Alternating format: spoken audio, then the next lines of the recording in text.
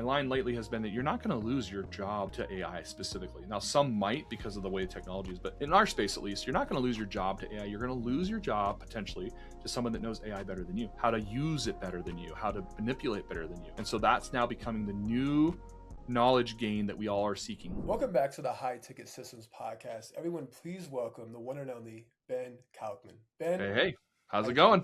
Good, my friend. We're happy to have you on. Indeed, I'm excited to be here. Hope to have lots of conversations with you today. Let's go. Let's dive in. First All and right. foremost, what is your offer and who is it for? So we're a marketing agency and we're offering basically online gold mines. That's what I call them. But really, we generate a lot of opportunities for our home service customers. And so that's HVAC, plumbing, electrical, solar, and security are our 5 core. And we say we're 80% that and 20% things that make sense because we help a lot of other people too. But we really position ourselves and market ourselves with those. Gotcha. What do you guys do for them exactly? Like lead gen or? Yeah, so we're full service agencies. So we build the marketing assets they need. So websites, landing pages, calculators, you name it, that kind of stuff. And then once we've got the right platforms, then we go and market them through all the different tactics and channels that you can imagine. So through paid ads, organic, content, socials, even video these days now too. So we do a lot of that as well. So it's kind of full circle, and we really get, because we're so focused and so niche, we get to go deep with these customers, right? And kind of really understand the makeup of what their businesses are all about, which is fun. Yeah, I love going, working really, really intensely with a client because it does allow me to go deeper into like the mindset of that business, actually act like a consultant opposed to an outsourced agency, if that kind of makes Exactly. Yes. when you are working with your clients, do they pay you like a flat retainer fee and they get everything included, or is it like a itemized, one might say? Yeah, we're more retainer based is how we operate. So there's three channels to that. So if you're doing like a website project with us, often that'll be scoped and quoted as a one-time project kind of thing. There are instances though where we have people that are more on subscription models where needed. Let's just say they're using a lower product of like a website tools. Let's just say like a Squarespace or something like that, right? Where there's a model there. But more often than not, we use not those kind of systems. We use more custom solutions for that. So that's one model. And then the second would be the retainer, which is kind of encompassing of the effort. And so when I present opportunities, it's never a one size fits all for our customers because of what I'm asking is what success looks like. And so when we get that clarity with our customer and we understand what success looks like, and often it's this much lead volume or this much revenue or whatever those numbers are that's important to that customer, well, then I can use good old math to figure out the formulas for how I can do that. And then we can put the tactics or the strategies in play to support those different levels because it's never just one thing. So that's the second piece. And that'll become the retainer. And that's based on velocity. So how much do you need? I always ask my clients if it's like, let's just say they need 100 leads a month. Okay. Of that 100, how many do you expect to get from Rocket Media? Meaning the services we're going to provide. And in this day and age, for the clients we serve, that's anywhere between, I would say, 65 to 85% of their overall leads are in the digital advertising space. So that kind of helps me understand. And then I ask you, how quickly do you want those? Because that's the velocity mechanism, right? So in other words, how much effort do you want to put into this? Because most retainers are based on hours of time put into the account, whether that be SEO hours or number of pieces of content we create, that type of thing. And so that's where the makeup of the retainer comes. And then the third piece of that is, of course, the paid side of things. We charge a percent management of the overall spend for those type of things. And so those 3 buckets kind of figure out what your cost is going to be. And it changes. No, it definitely does, depending on market, industry, niche, vertical, etc. I love how you brought up reverse engineering the math. I don't think many business owners or people in general actually do that. Like if you have an end goal, right, you can literally, if you know every metric within that funnel, you can essentially pinpoint to the exact dollar how long it's going to take you and how much it's going to cost to acquire a customer. Yeah. Which I think is super fascinating. Which would you say, which avenue for your marketing? You said 60 to 70% are paid media, but between Google and Meta, which one do you feel like dominates for home service? Well, for home service, it's always been the Google space. We've really got about a dozen channels within that we would look at. Google tends to be where we want to start. And within Google, there's several mechanisms with that we look at too. So you've got your Google traditional ads, which a lot of people know, right? Tried and true. Those are becoming the most expensive for most people these days, just because Google spends are out of control, especially for home services. Google then has what they call local service ads, LSAs. Yes. And that's kind of a subdivision of Google, which is more of a direct kind of solution. Those are the best cost per leads you can find, but they are It's kind of like, I don't know, it's kind of like the stock market. You'll have good days and bad days where you get what you get, and you could put $1,000 into your budget and only get a few leads. It's just really, it's hard to control that. But that's the gold mine if you can really kind of get LSA to work these days. And then you've got display, you've got PMAX and other forms like that you kind of get into that are all parts of that we work with. So Google definitely is that. We also find that Bing, believe it or not, is a good source too. And here's why: a lot of homeowners at a certain age bracket don't know the difference between the different browsers that come installed on their new machine. And so you might find yourself using Bing because you bought a PC and that's all that's installed naturally. And so there's still a market for that. And people that have that type of situation are still looking for services. And so Bing has its place, and they tend to be a lower cost because not as many people advertise there, but there's not as many, right? So you got that. And then you've got things like Yelp and Angie's List and all the different channels that are on there, in addition to socials that you just mentioned. If you're a commercial client of ours, you're going to be looking at things like LinkedIn ads and things like that also, because there's more of a commercial connection there than there is some of the other channels. So a wide variety, but that hopefully gives you kind of the hierarchy. No, appreciate that. I know this much about LSA ads. Essentially, you don't, if you're a roofing company, right? You don't want to run ads 24/7 on that LSA ad, because if you get a call like midnight, or someone's seen that ad at one in the morning, it's probably a bogus lead, opposed to only having those LSA ads around, I don't know, operation hours, if that makes sense. Yeah. With that said, would you recommend a roofing company or any home improvement company having an AI receptionist so Mm. they could answer calls 24/7 and still run ads all hours of the day? So What the do you think? appetite for that changes. I think when it first came out, like this is probably, we're close to a year of adoption now for AI answering services. I myself use one, so if you call my cell phone, you're going to get Jessica, which I found out is the new Karen, by the way. So I need to change the name. Anyway, we've got different feelings for how that is happening. I think in the home services space, it's probably not that unaccepted because people are calling to schedule an appointment. Now, you used roofing as an example, and you're right. Roofing is probably not so much of an emergency, right? Like if you got a roof leak, yes, you want to get it fixed, but it's not the same as, like, let's say you live in Phoenix, Arizona, where I am, and it's the middle of summer, 120 degrees outside, and your air conditioning stops. Now that becomes a high quality, like you need that now, right? You can only sit in your pool for so long before you start turning into a prune. So you need air conditioning, you know what I mean? And so that's going to be one where you're not going to wait. And so if you call and you get an AI receptionist and you say, I need service now, and they're like, great, let me book you for our next available appointment. You're like, no, let me talk to somebody. I need help now, right? See, so you see the emergency need of that. So I think it really depends on what and who you're talking to and how you want to get that to go through. But I do see that that's definitely an area where we have opportunities. Gotcha.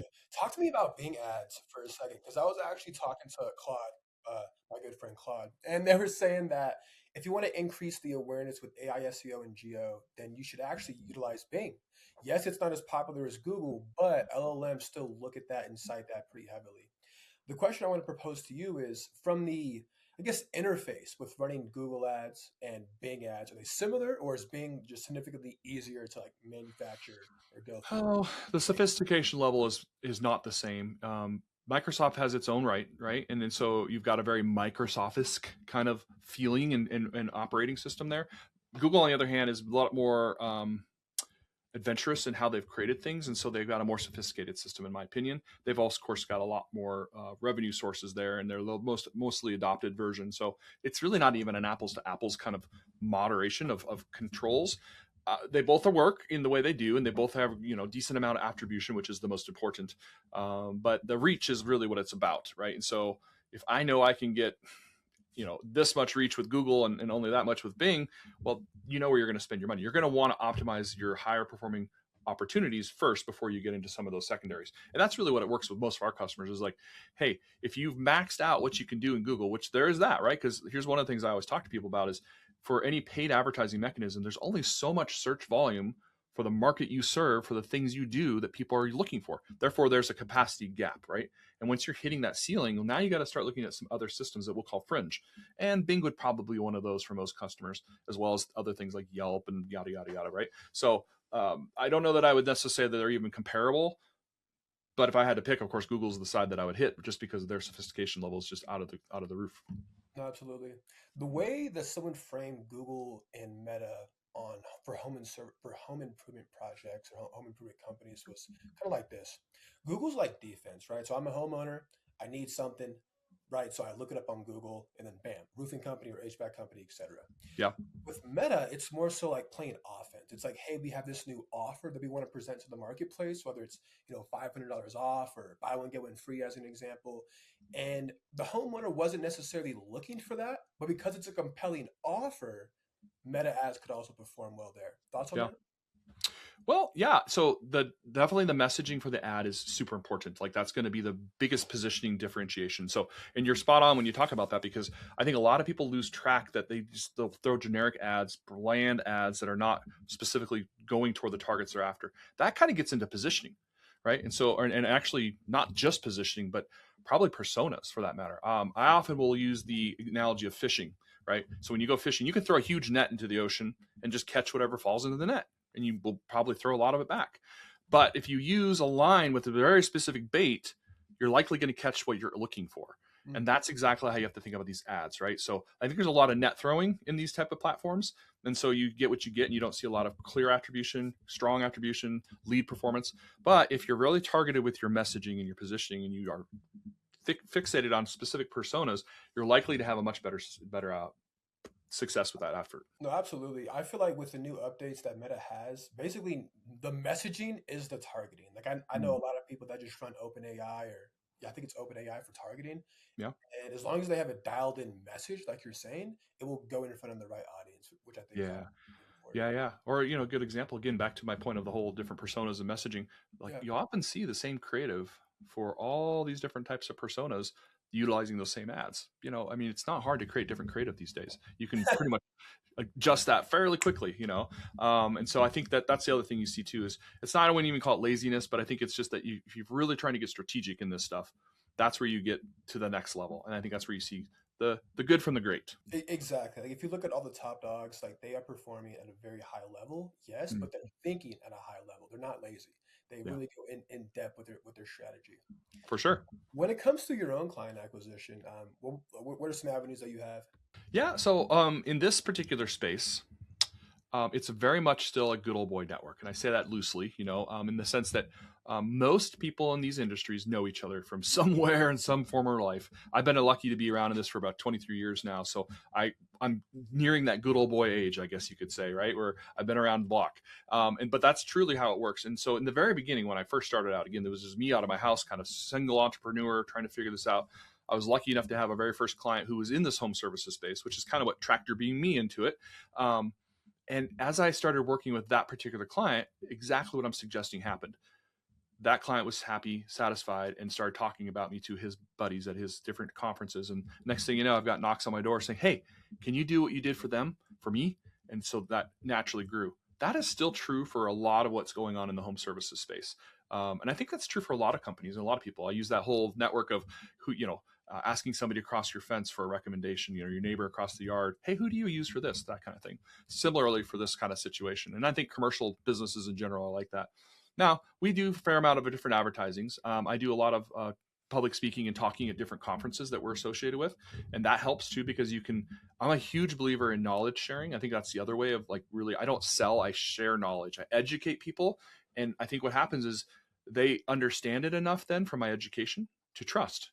And Mm. trust is really what you're after when it comes to sales. It's not so much the dollars and the signature. It's, you know what, Jordan, I trust you enough that I'm going to give you the opportunity to earn my business and to show me that you can do what you say you're going to do. And then that is the judgment right there, doing what you say you're going to do. And that trust is really, really hard to build and even harder to earn back if you let it fall. Absolutely. No, great insights there. But you earn a lot of trust through education. And I Mm, think for me, whenever I'm like, doing demos, I really try to educate them through the process. And I feel like towards the end, they're like, damn, Jordan actually knows what he's talking about, which is pretty cool. yep. I feel like public speaking is definitely a pretty good way to sell one to many. Like you're on stage educating everyone who's listening. So that's a pretty good avenue.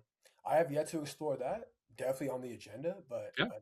we're getting started though, you know? It's not for everybody. And, it takes a little bit of what's the word, gumption, and then be able to have the courage to get up there. I'm lucky enough to have done a lot of that in my time, so it's pretty natural to me. I'm actually one of those kind of guys where I don't like to come up with a slide deck. I'd prefer no deck at all, preferably just maybe a note card with like 3 bullet points so I can just talk, because I'm much better off just like sharing what's in my heart and what's going on in my head on these certain topic matters. And I very much do that when I talk about different things. Of course, the slides help kind of give me more visual interest, because if you're looking at this mug all day, you might kind of get bored. But, that conversation can be fun. And if you're talking about something you're excited about, boy, that really changes the game too. Because I think people can sense the passion that we have with what we do when it comes across and how we express it and talk about it and explore it with people. And that education transfer is really not even that difficult then at that point, because all you're doing is relating and telling stories that intertwine so that others can relate to it as well, right? So you'd probably be good at that. I appreciate that. Yeah. When it comes to like your sales process from referrals, would you say it's not an easier sale, but or do you still like conduct the whole process as you would if they were a stranger? Every process is pretty much run the same way for lots of reasons. Now, my Great. agency is unique. What's unique about my agency is we never ever want to subscribe to more than about 100 customers, period, which sounds crazy, Mhm. but that's the model that we've chosen. And so we try to subscribe to the fact that we want to say yes to the right customers that make the most sense to fit with what we can provide them versus everybody that comes to our door. There's lots of reasons behind that. So, but for us, we've got a very specific process, and we've stolen that process from the playbook of our customers. So when you hire a technician to come out, the first thing they're going to do is diagnose your situation. Well, that's what we do when you come to us. We're going to do a diagnostic with you and run through where you are, what you've done, where you sit, and what we see. What's the problem, right? Yeah, and so before that, we're also going to ask you to give us some basic information through a little online form that lets us know things like revenue and goals. That's the most important thing for me. Goals, and then just different metrics that are related to what you do, so we can do the math to figure that out. Then once we get that figured out, we'll sit down and we'll present to you. Now, here's what's unique too. Our team doesn't just have me as a talking head present to you. I actually bring in the lead technicians for the service lines that we're discussing. So if you're looking for paid, if you're looking for organic, sometimes even if you're looking for web, we'll bring that team in as well. So they can speak directly to what they found. And that speaks volume, because now you're not just hearing a sales guy tell you everything that he knows. You're hearing a technician that just did that research on your particular company, telling you what they found and what they see in their opinion. And that's valuable, man. We don't Very charge for diagnostics, and I don't charge because I need to make sure it's a fit, just like you as a customer trying to make sure it's a fit. And so that changes the script slightly. Suddenly you realize, hey, these guys are interviewing me just as much as I'm interviewing them. Mhm. That's interesting, isn't it? And so it's less of a sales; it's more of a personality kind of connection too. And if that passes, then we are providing you with a couple options that you can then pick from. Then we'll go in through the kind of the courting process to figure out, when and how and the numbers and things like that. But then thereafter, you're right into our onboarding, and it goes from there. So that's kind of a whole process. But it takes, in this space, I would say it's very rare that it's like night and day kind of transactions. There's usually a week or more for the courtship. We require at least a couple days to do our own diagnostic, so that's important to us. Gotcha. So many insights there. Yeah, you definitely take a consultative approach to Mm-hmm. stuff. It's very, Mm-hmm. very good, I'd say. Bringing in an outside source like the technician who's actually going to run the account is a very interesting way to go about that. I have yet to do that, but I definitely think I can incorporate that in one way or another. So Yeah, thank I mean, if you look at it from the revenue like cost perspective, right? Well, I'm basically spending at least 3 or 4 full-time FTEs on a sales call for a potential opportunity. But then if you look at the return, because most of the time you have to look at it from a lifetime value of a customer. Now we're very blessed here at Rocket. We have a very high client retention rate. We're about 12 years for most of our customers, or so in that space. So that's unheard of in the agency world, you. and especially in the home services space. But how do you do that? Well, I kind of mentioned it earlier. You do what you say you're going to do. You follow through with things. You keep that trust. You educate, right? We spend a lot of effort on making sure that we build those relationships with our customers. It's because it's not always just about the results. It is important, right? That's the number one indicator they're measuring on, is the results. But secondarily, it's how you treat them, how you support them, how do you respond to them, and most importantly, how you care about them. And so we spend a lot of that. We call that Rocket Love here at Rocket Media. That's how we take care of our customers and our team. And so we do a lot of efforts with Rocket Love to ensure that we have those kind of relationships. So that's unique, I think. That is. Yes, it's cool to get results, but if a client or an outsourced agency really cares about me and what I'm doing, like kind of gets personal with me, uh, it goes a long way. It As does.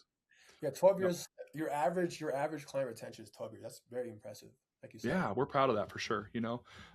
There's a lot of, in our space, there's a lot of private equity transactions happening, and there have been for quite a bit. And really, that's one of the biggest distractors for us when it comes to losing an account is that they'll get acquired, which is congratulations to them because that's probably part of their dream is to be acquired.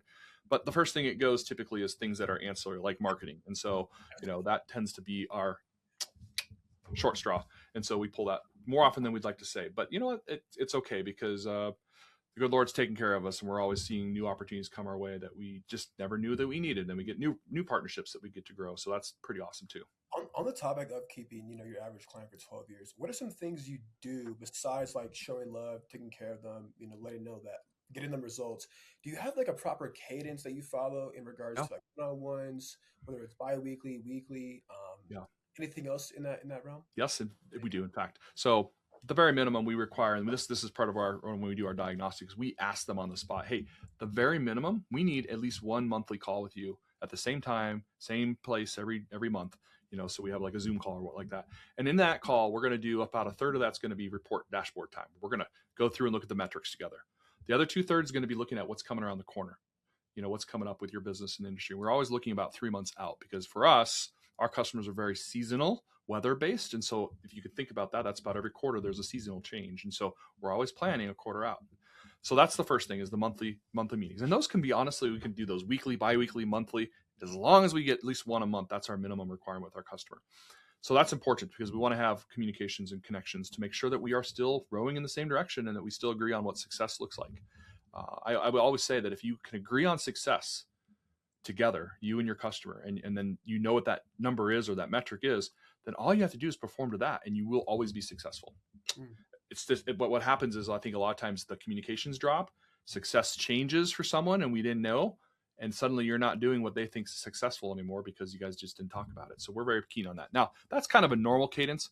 Here's what's unique, I think, though, is we do QBRs with most of our clients, quarterly business reviews, which is basically a half-day session where we go through and do a deeper dive in their account together with them. We'll do a formal presentation on all the different things. And then the best one of all this is what we do in our annual business reviews. So this is where I'm a big break bread together kind of guy. And so we will fly to you or we'll fly you to us and we'll spend a day together with you and your team. And we're going to go through that whole day together, looking at all the things we've done for the past year. So memorializing that, right? Good, bad, and indifferent. But then also spend the rest of the day planning what we're doing for the next year together. And that includes budgeting, that includes strategy and different type campaigns we're going to look at. We're going to look at the whole calendar together. We're going to walk away. You're going to walk away with an entire marketing plan for your business in that day that our team helped you do together. And we prepare heavily for that. We have a lot of fun with that. We do a lot of fun campaigns around that. So those are kind of some of the things we do that are meeting-based cadence type things.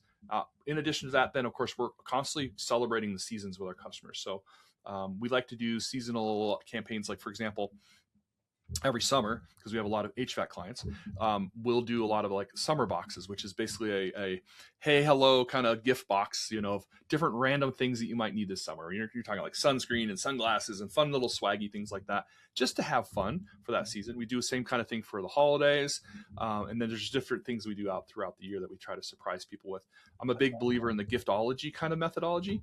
And so I'm a fan of that. And I like to surprise and delight people with things. I got a whole theory on the mint, which you may have heard of, which is, if you go to a restaurant and the hostess gives you a mint at your table when they give you the check, you see that more often than not, right? Well, the reason behind that is not so much just to give you a mint because you have bad breath from eating their food. It's because they're trying to delight you just slightly, to hopefully entice you to say, you know what, this was a great experience. And perhaps you'll give them a higher tip because of that, right? It's not that you have to, but they're slightly giving you a gift that they don't expect a reciprocal response from. So that mint theory is what I use. And so I'll give clients surprises with the intention of making sure that it's never something that's so great that they feel obligated to return the gift of some sort, return the favor, but that they see the delight in what we're trying to do. And so we're a big fan of that mint giftology kind of process. No, I love it, man. You're adding so much value in way more ways than just monetarily. And I For think sure. I really respect and love you for that. So keep Yay, that thanks. to us. Absolutely. I do have a quick question on that note though. How many account managers do you have? Yeah, sure. You would think a ton, right? So again, we only subscribe to about 100 accounts, and so we currently have 5 account managers, and so they each have roughly around 20 accounts that they manage or so. We really try to keep that controlled. I know that in my industry, a lot of our competitors will, and I know this because I've looked at hiring some people that come from competitors, and they tell me these things. Most of them will have anywhere between 50 to 100 accounts that they're managing, and I'm just like, wow, that, first of all, that's freaking amazing, but how do you manage that? And they're like, it's really the squeaky wheel gets the oil kind of thing. I have to like jump from call to call to call, and I really never get to actually spend the quality time I want at my accounts. And I know I could do that if I was like ever really like pushing to sell Rocket Media and I wanted some big revenue number that I could be like, oh, my EBITDA is great because of all these. I could go that route, but that's not how I operate, and that's not what I want for this business. You And so, lose clients that way. well, you certainly can. And I think what happens, I think, in a lot of those larger groups that I've just referred to is they have a higher churn, right? They're constantly bringing in a ton because they have a really strong sales team, but they also have a good offboarding team because they lose a ton of clients, right? So it's like this constant flow, and I bet I don't know for sure, but I would assume that their retention rate's probably not the highest. But that's a model that some prefer. And you certainly can make a lot of money doing that, and some do. But it's, in my opinion, and I'm sure you could agree, it is so much easier to just keep a client that you already have and just make them happy, opposed to finding new clients. For sure. And it's so much more fun. You can The always, relationships you can have and the stories you get to build over time. I mean, I walk into any one of my client accounts that have been with me for over a year or two, even for that matter, and we already have stories. We already have connections. We remember last year's ABR. When we do our ABRs, it's not all business. We do fun things too. have to. We'll go on a hike if you're around here, or we'll go do an adventure with you because we definitely go to dinner for sure, right? That breaking bread thing is my rule. And so you just have memories that you create, and that's important. I think those experiences probably speak more than the results sometimes. Absolutely, absolutely. Memories are invaluable. Yeah. Can't put monetary value on it. Yeah, getting back to LTV, like you can only reduce your cost of acquisition so low. Like Hmm. industry average or like whatever industry you're in, typically people have around the same CAC. But Yeah, LTV is infinite. You can have as many, that number can go up as high as you want it to. for Obviously, sure. strategies, but yeah, I think people should focus on increasing LTV in way more ways than one, opposed to worrying about decreasing their CAC. That's just Yep. my thoughts on the matter. No, I'm with you on that for sure. I think there's some really strong knowledges that could be accomplished by having that philosophy. Yep. On that note, do you have any upsells besides just keeping clients happy and like increasing LTV, or do you have any like back end offers one mindset? Well, yes and no. So again, what happens often is I love, this is me personally, right? So we have some clients in our service world, we measure our clients by the number of trucks that they operate. All right. So if you're, let's just say HVAC, plumbing, electrical, solar, whatever, you have so many trucks that can service your customers. Each truck for most of these industries is about 500,000 in revenue that it could produce. And so if you've got, let's say 10 trucks, you kind of have an idea what the revenue would be for that type of company. 10 is actually the sweet spot in my mind because 10, you actually are now at the point where you have enough revenue to advertise correctly or start to advertise correctly. Below that, you're really struggling because you're constantly fighting that operating costs, marketing costs, survival mode, right? You don't have enough reserves quite yet to be able to do that, where 10 trucks kind of gets you there. Now, I will tell you, a lot of our clients are on the higher end where they have 100, 200, 300, even 400 trucks, right? So they're much larger operations, and those are fun to work with. Don't get me wrong. They're a lot of fun to work with. But their growth is harder to obtain because they're already hitting a lot of ceilings in some respect, right? So I went back to that like capacity for paid search, for example. Well, when you're needing to support that many trucks, jobs, right? Because a truck, the average truck can do anywhere between 6 and 8 calls a day. So you can do the math real quick and understand what your capacity could be. Good, That good math. ceiling becomes hard because not every market has that much opportunity, right? And so you're kind of hitting those thresholds. That's a good problem to have, but it's also a challenge from a marketer's perspective. Now, go back down to that 10 truck or in that range, you've got nothing but growth usually in those models, and they're hungry, their appetite's great, they're very much still owner operated for the large degree, and so you're less red tape and bureaucracy that comes with larger companies. Again, not a bad thing, it's just a different model, so you can make decisions quicker, you can have a little bit more experimentation. Now, the upsells you were asking about, really, those come with that growth. So yes, there's a lot of different strategies or tactics we could add into anybody's campaign. You might start with some pretty generic, normalized campaign strategies, but then later on you might say, okay, what can we do to move the needle? We've got some clients, for example, actually that first client I was talking about way back then, we were able to do some really fun creative things with them. They're in Phoenix, and so they're a plumbing HVAC company, and so to differentiate them, we came up with the idea of advertising in the Major League Baseball stadium. Oh So yeah, what we did is we put signage above all the urinals and in all the women's stalls to advertise as their plumbing services, right? So when you're relieving yourself, you got nothing to do but stare at the wall. And there's a great ad about a plumbing company. And we made it fun. It was kind of fun jokes and things like that. So that you're like, haha, funny. You remember that brand potentially, and then you're back to the game, whatever that might be. And so small things like that kind of create differentiations that tend to be more strategy upsells, right? Now, we're also living in an age of AI. And so I can tell you right now, like our company, we've completely not revamped, but we're adding a bunch of things that we call Rocket AI Labs. And that AI Labs is really our division of interfacing and utilizing AI technologies to our customers' advantage, right? And so it's new service lines that we're able to provide, new strategies, and kind of research things that we can do that we couldn't do before that can really help elevate them from their competition, as well as new tools that can help mechanize some of the things that were a little bit slower to run that we can now optimize faster. And so we're evolving. Like I can tell you right now, this wave of industry that we're in right now for advertising is changing yet again. Like I look back, I'm old enough to remember when it was just traditional advertising or traditional agencies, right? Ad houses that did media and print and things like that only, and then introduced the digital agency, right? That kind of disrupted this whole industry in itself. And you either were traditional or you were digital. There was really not a whole lot of both. And then we saw the merging of those, and traditional kind of started to lose its luster, right? Gone with the yellow pages and other things like that. And digital became the stronghold. And now it's very rarely do you see a full just traditional only agency. Almost always it's an agency that does traditional and digital, or just digital only in these days, right? Well, now that's what's happening today. We're seeing this transformation from digital only to AI only. And we're seeing this blend. And it won't be long, and you'll see this transformation from digital to AI, and potentially just probably only AI, right? And so we'll see this transition. History repeats itself, and you can kind of see this throughout things. But I foresee that this is where we're headed, right? And I think everybody that's astute enough to understand where we are heading with things will agree with me there, that this AI agency is really the model of what the future looks like. Absolutely. Yeah. We use AI for all of my clients. For me, of Yeah, course, AI is a really, really key component inside the business. It allows you to increase scale without adding headcount. I mean, I don't have to, sell you on AI. I'm sure you already know, but right. I freaking love it. You said so many things that I want to touch on. One is I rarely freaking watch TV. When I do, it is a baseball game. Yeah, But there you go. more importantly, the commercials that I actually remember are the ones that make me laugh. They're not Yeah, really selling me anything, because like obviously it's a commercial, like their goal is to sell you something. So they kind of flip it on its head. It's like, let me just make this person laugh. I yeah, become memorable, and then I might purchase their product later. yeah. So great philosophy and ideas there. The second thing I was going to ask, you kind of dove into it, but I want to be more specific.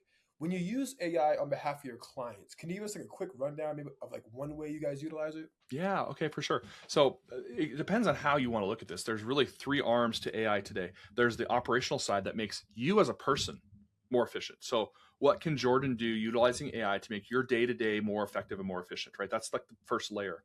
From there, you're going to go to how can I help my company and my peers become more efficient. So now it's company wide adoption, right? And you got like different things that you're doing that are company wide. And that's kind of when you'll get into things like scripts and maybe some operating gems and things like that you might create that are more universal that your company can share as a group, right? And then from there, you've got the services and opportunities you provide for your customers. And so when you get to that, you got to look at kind of the layer of how do you better optimize their world for them. That's really where it's at right now. And then are there ways for us to make their services more interesting to their customers? So for us, we're looking at it from that lens, right? One of the things though that we've done recently, we built a kind of an internal product that we use called Content Weaver. Content Weaver is one of the things that we mentioned is making sure that you have strong voice and tone, messaging, and positioning. And traditionally, when you try to work through those, you would basically have an interview with the customer, right? And ask them a series of questions to extract that.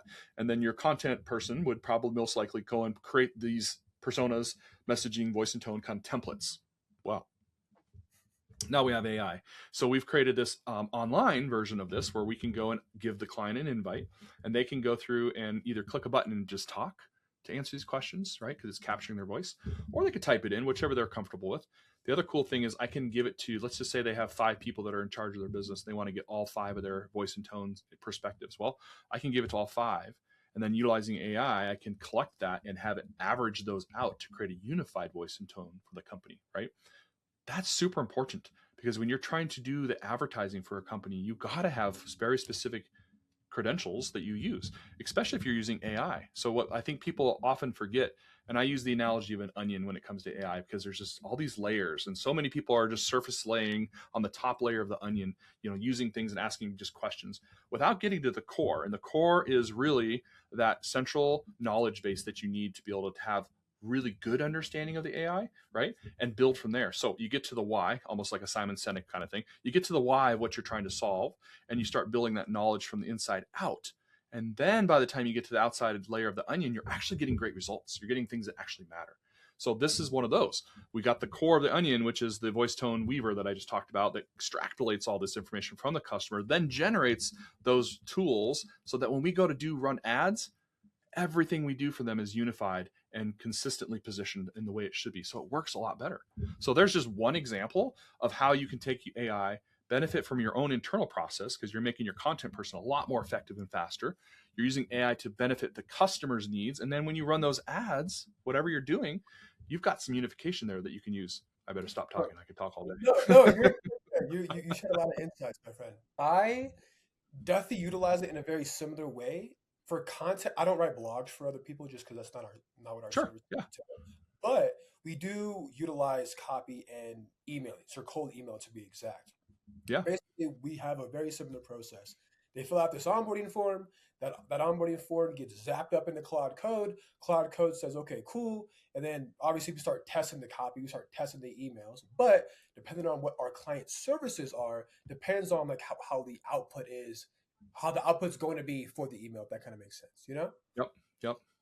So that's just very interesting, man. It's just very Yeah. interesting to me. Like Yeah, that. it's a growing curve, isn't it? Like it's the synergies that are happening with all this stuff. It's really really fun. I'm lucky enough to be on a few AI boards for different technology industries that we're part of, and so I'm learning the insights of what people in these different industries are needing. Right. So, for example, one of my boards that I'm on is for the security industry. It's called ARC, and AI Readiness Council is what they call it. And that one's a fun one because we're just starting to get into it, but we're kind of trying to build as a group of, I guess, peers and agency like myself of the foundations for what that industry will use for AI consistency, because they're trying to create policies and things like that are relevant for that industry.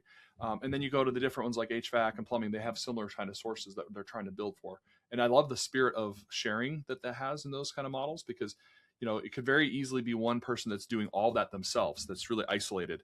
But then there's also ways for you to share that across the networks, which is pretty cool. No, for sure. Which LLM do you use for Well, your? it varies. Like right now, I'm a big fan of Claude. It's one of the leaders in the space right now, and I love that they're so inventive. But even today, I just saw the release of ChatGPT's new models that they've just come out with, and it's like every day, it's like up and down, up and down. They're constantly chasing each other. Now, Gemini is one of my favorites as well, but it's not gone at this fastest pace. But don't count Google out, right? Because we're about to see some major things happening there. That right now, a lot of people are at Google's live presentation that they're doing, or they just had yesterday, I guess, and they're seeing, they're showcasing a lot of these new technologies that are coming up. It's been rumored, I guess, or actually probably factual at this point, that Apple partnered with Google for Siri, and so the next major release of Apple, most likely, I don't know anything for sure about this, but I've been told, or I've read, that that's going to be now the foundation for all things Siri. Now, as well as I do, people like Apple may be slower to produce the things that they do, but when they do, they almost always do it perfect. There's very few instances that you can look at where Apple really just missed the mark. I'm a huge fan of the Vision Pro, but you would argue that one didn't hit the mark. It wasn't widely adopted, but I use it every day. Thank you very much. But there's a lot of people that would argue, but the watch, the phone, the computers, all that thing, they've just been the mainstay for so many things. Oh, for sure. So you watch out. But Claude is what I use today, mostly. I'm a really big fan of the teamwork version of that. Right, I love that, and Claude Code as well. And they just came out with last Friday Claude Design, so you can go check that out. That's going to rival Figma and Canva and all those in between, right? So, boy, they just keep pushing that needle, don't they? And that's why I like them. They very creative with their Yeah, outputs, if that makes yeah. sense. They really give us what we need. In Mhm. regards to Gemini, why do you like Gemini? I had never used it, but some people say they like it. Well, first of all, my agency, we're a Google shop, so we have, Makes sense. when you're a Google shop, meaning you're subscribing to the Google properties, you have access to all of their systems. And the Gemini properties, when you look at Notebook LM, for example, or any of those different technologies, is all built in. And there's a lot of unification within the Google products that they have that are becoming more and more and more sophisticated. Arguably one of the better image-based systems out there probably would be considered Google's Banana, right? Now that keeps being challenged all the time, but majority of people will use Banana when they create banners and images these days. I know I do. And I haven't really used Claude's design yet, but when I try that one, I'm sure that'll probably be the next one I go to. So, but again, because Google has Google and they have the lion's share of the market share, rather, of where we do our search properties right now, I predict, and I know for a fact they've got some things up their sleeve that they're about to release that's just going to rock the world. And then, we're going to be like, well, Claude was the best, for a minute, and now it's gone this way. And then I love competition. I think that's one thing I will say right now is that I'm so thankful that, and don't get me wrong, I love Google, but they're such a dominant player in search that there's not a lot of competition for them, right? And so for the longest time, it was just like, if you weren't Google this, then you were kind of, not really in the game. You couldn't say that today about AI technologies, because you can go in any one of the 4 major players right now and probably be pretty satisfied with the things you're getting and amazed by what's happening there. And they're pushing each other. And so we're seeing a constant elevation of the technologies. And eventually one will rise, but the others are always going to keep pushing them, I think, at this point. So I love that healthy competition keeps us from being just one band show, right? Yeah. Yes. And if you are trying to be the alpha, trying to be the king of said industry, it's going to push you because you have competition on your ass. Yeah. So you're always going to want to create, get better. And I do like that. Like you said, healthy competition. Mm-hmm. Probably a few more questions here for you. Sure. Overall, what is the biggest goal for the company? Are you looking to sell it or just grow and expand? What's the goal? Yeah, I'm not really in a sell mode at this point. I mean, one could say that that's always an opportunity, and I think you build things to sell eventually. Rocket Media in the very beginning, I'll be honest, was a lifestyle business for me right out of the gate. I mean, that's how most companies start. Like most people, when they start their own business, when it's a one-person show, it's because they were working for somebody else and they decided they wanted to do it themselves because thought they could do it better, or they just wanted the independence that came with running a business. And little do they know, they lose all of that as soon as they start running their own business. But so very quickly, it became less of a lifestyle business and more of a business. And I'm a graphic designer by trade. That's what I went to college to become. So my background's in that space. I have no rights being a business operator, only through dumb luck and failures galore that I've been able to learn these things over the last 23 years. I've had some great mentors in my path, which also have been really helpful. So the future of Rocket is really, I love the advent we're in right now. Let me tell you this. I've said for the last, at least 10 years, when someone would ask me like, Ben, what's your dream job? What would you love to do if you could just do anything in the world? I've always said, I would love to sit around and just come up with ideas. I'm a huge idea guy. Come up with ideas and pass it on to a team and have them build it and figure it out and just watch it grow and then keep coming up with ideas. Like I just would love that. Guess what, Jordan? We are living in that era right now, man. I'm in my heyday because I can come up with ideas and I can ideate and iterate those through AI technologies faster than I can do the thoughts, and I can actually see them come to life. Now, my team will look at that and say, oh, geez, someone's just given Ben dynamite because this is crazy. Like he's going to blow this whole thing up. I always have to also remind them that these are not production ready things. I'm basically taking this idea I had and making it conceptualized, right? And then I have to vet it and then pass it on to them to make it great. And that's still where we are today. But I'm living the dream. I'm having a blast doing what I'm doing right now. And I am so excited to be able to share that with people and talk about it.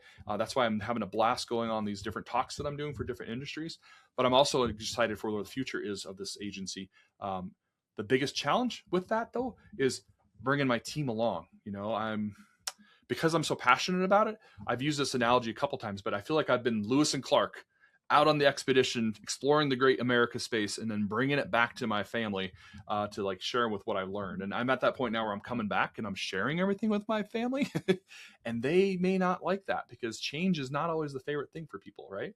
And so that's my biggest challenge right now is bringing the team on board and helping them understand it and seeing it through my lens and understanding like, hey, Ben's got a new vision of where this is going. How do I get on board with that? Right. I think there's a lot of fear. There's a lot of misunderstanding and probably misinformation to that point about what's happening with this space.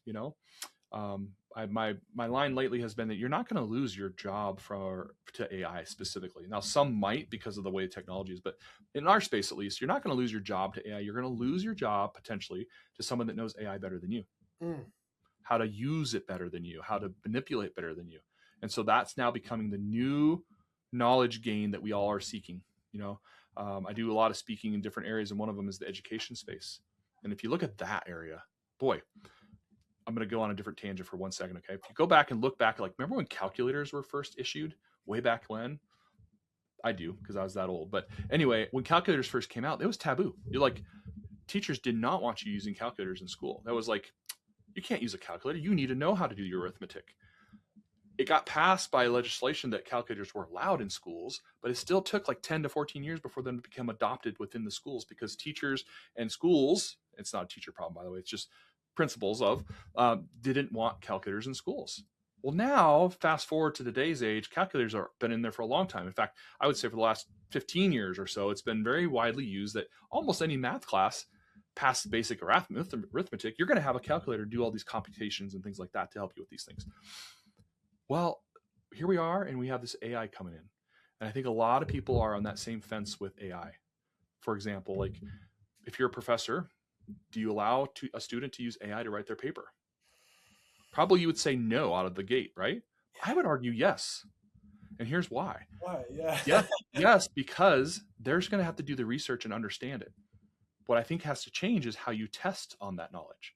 So it's not the paper that you turn in anymore, Jordan.